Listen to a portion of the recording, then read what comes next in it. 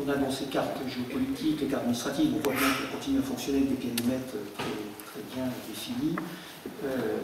En même temps, on voit bien que tout va très vite, à l'échelle des métropoles, à l'échelle des villes. On peut dire qu'il y a une accélération de l'organisation des métropoles, de l'organisation de la ville, que la ville du XXe siècle a déjà démarré. Et que la concurrence, ce n'est pas forcément une concurrence négative, c'est aussi une concurrence parce qu'il y a des villes qui produisent de la plus-value urbaine, peut-être plus vite que d'autres, et que peut-être que la métropole parisienne peut prendre un peu de retard par rapport à ça.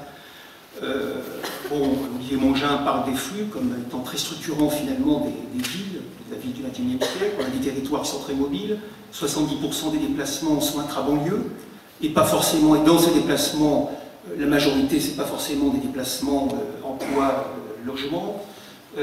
On cherche des périmètres et on s'aperçoit en même temps que les contours de la grande ville, finalement c'est assez fluctuant.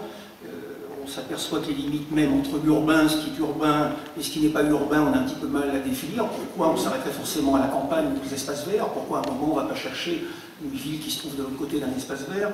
Donc tout ça, effectivement, ça demande beaucoup de réflexion, d'alimenter la vision prospective.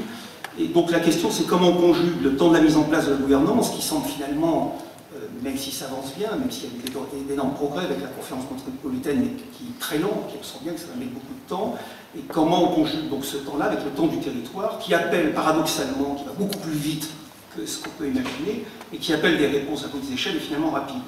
Donc finalement, on peut partir de la gouvernance, mais on peut partir aussi d'une vision prospective et du projet, c'est-à-dire effectivement développer le projet.